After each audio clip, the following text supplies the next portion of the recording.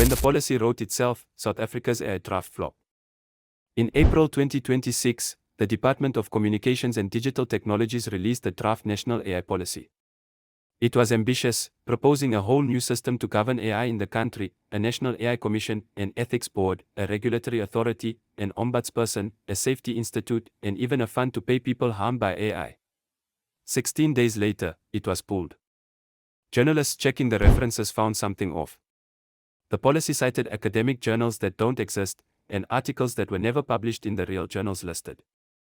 At least 6 of the sources were fake, clearly written by an AI tool and never checked by a human. The very thing the policy was meant to regulate had embarrassed it. The irony writes itself.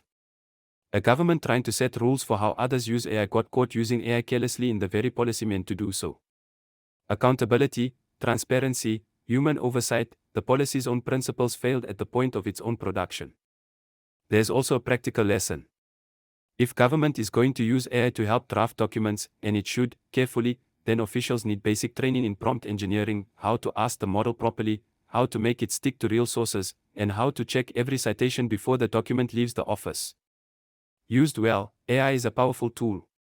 Used blindly, it's a disaster waiting to be gazetted. The damage goes beyond embarrassment. The withdrawal delays the final policy, the sector guidelines that were meant to follow, and the new oversight bodies.